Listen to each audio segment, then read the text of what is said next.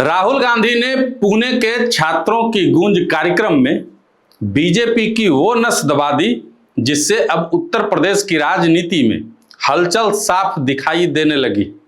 पहले योगी आदित्यनाथ खुद राहुल गांधी के बयान का जवाब देने उतरे और अब बीजेपी महिला सशक्तिकरण का पूरा बही खाता खोलकर बैठ गई है। तो सवाल उठता है कि क्या बीजेपी को पहली बार यह एहसास होने लगा है कि राहुल गांधी उसके सबसे मजबूत वोट बैंक में सेंध लगाने की रणनीति पर काम कर रहे हैं। और गुरु, यहां मामला 2-4 लाख वोट का नहीं है। उत्तर प्रदेश में 7 करोड़ 20 लाख से ज्यादा महिला मतदाता हैं। 2024 लोकसभा चुनाव में निर्वाचन आयोग के मुताबिक यूपी में 7 करोड़ 20 लाख 56,115 महिला मतदाता रजिस्टर्ड थी। इनमें करीब 57.22% महिलाओं ने मतदान किया, यानी अकेले महिलाओं के करीब 4 करोड़ 12 लाख वोट पड़े। अब समझिए राहुल गांधी ने नस कहां दबाई है। यूपी में सरकार बनाने के लिए 202 सीट चाहिए और यहां 4 करोड़ से ज्यादा महिलाएं वोट डाल रही हैं। ये कोई छोटा वोट बैंक नहीं है गुरु, ये अपने आप में पूरी सरकार बनाने और सरकार गिराने की ताकत रखने वाला वोट है। और बीजेपी इस बात को राहुल गांधी से पहले समझ चुकी थी। इसीलिए उज्ज्वला हो, मुफ्त राशन हो, आवास हो, शौचालय हो, महिला सुरक्षा का नैरेटिव हो, बीजेपी ने बरसों तक महिला मतदाताओं को साधने के लिए पूरा राजनीतिक मॉडल तैयार किया। 2022 के विधानसभा चुनाव में भी महिलाओं ने पुरुषों से ज्यादा मतदान किया था। महिलाओं का टर्न आउट करीब 62.24%, जबकि पुरुषों का करीब 59.56% था। मतलब महिला घर से निकलती भी है, बूथ तक जाती भी है और वोट डालकर सरकार बनाने में पूरा हिस्सा भी लेती है। अब इसी वोटर के दरवाजे पर राहुल गांधी दस्तक दे रहे हैं, नॉक नॉक। लेकिन तरीका बड़ा दिलचस्प है। राहुल ने पुणे में महिलाओं से यह नहीं कहा कि हम सरकार बनाएंगे तो आपको 1 सिलेंडर और देंगे, इतना पैसा देंगे, इतना राशन देंगे। राहुल ने राजनीति का सवाल ही बदल दिया। उन्होंने कहा आप किसी की संपत्ति नहीं है, आपकी अपनी पहचान है, आपके अपने सपने हैं, अपनी जिंदगी पर आपका अधिकार है। छात्रों की गूंज के वोमेन स्पेशल कार्यक्रम में राहुल गांधी ने भारत की करीब 70 करोड़ महिलाओं को देश की बड़ी ताकत बताया और युवा महिलाओं की स्वतंत्र पहचान का मुद्दा उठाया। यही राहुल गांधी की नई रणनीति का असली दांव है। बीजेपी ने महिला को लाभार्थी बनाकर राजनीतिक रिश्ता मजबूत किया। राहुल उसी महिला से कह रहे हैं, लाभ तो आपका अधिकार है, पहले बताइए आपका भविष्य कहां है, नौकरी कहां है, परीक्षा समय पर क्यों नहीं होती, पेपर लीक क्यों होता है, परिवार और समाज में अपने फैसले लेने की आजादी कितनी है, आपको सिर्फ योजना चाहिए या अपनी जिंदगी का स्टीयरिंग भी अपने हाथ में चाहिए। और यही सवाल बीजेपी को असहज कर रही है और उसका संकेत भी तुरंत मिल गया। राहुल बोले पुणे में और जवाब देने योगी आदित्यनाथ उतरे रायबरेली में, यानी राहुल के अपने संसदीय क्षेत्र में।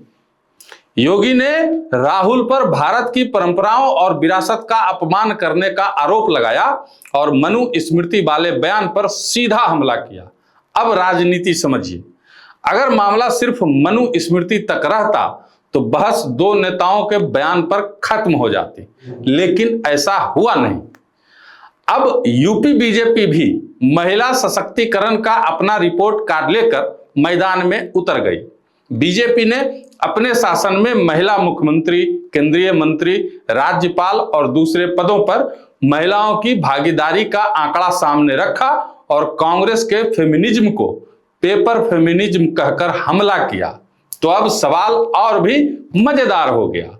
राहुल ने महिला की स्वतंत्र पहचान की बात की, योगी ने जवाब दिया और बीजेपी ने महिलाओं का पूरा हिसाब खोल दिया।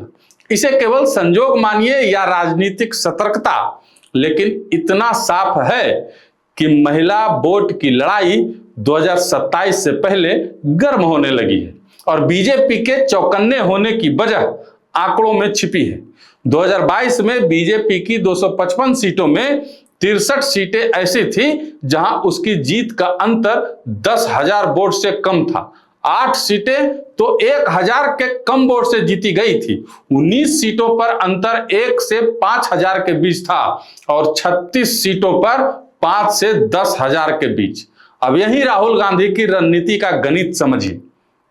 2024 के टर्नआउट को केवल एक पैमाना मान लें तो यूपी में महिलाओं के करीब 4 करोड़ 12 लाख वोट पड़े थे। इसमें सिर्फ 5% भी बीजेपी से दूर हो जाए तो क्या होगा।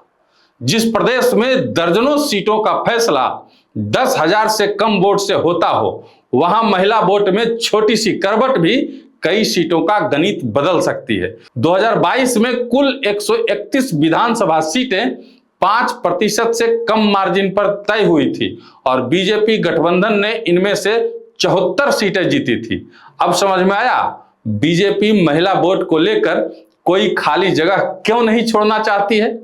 हम मानते हैं राहुल गांधी को यूपी की सारी महिलाओं का साथ नहीं मिलेगा, लेकिन अगर उनमें से 5% को भी राहुल अगर अपने साथ मिला लिए तो पूरा यूपी बदल जाएगा। हालांकि अभी यह कहना गलत होगा कि बीजेपी का महिला वोट बैंक खिसक गया है, लेकिन खतरे की घंटी सुनाई दी है या नहीं, इस पर बहस जरूर हो सकती है, क्योंकि जिस राहुल गांधी के बयान को नजरअंदाज किया जा सकता था उसका जवाब मुख्यमंत्री ने दिया है और उसके तुरंत बाद महिला वोट को लेकर बीजेपी का आक्रामक नैरेटिव भी सामने है।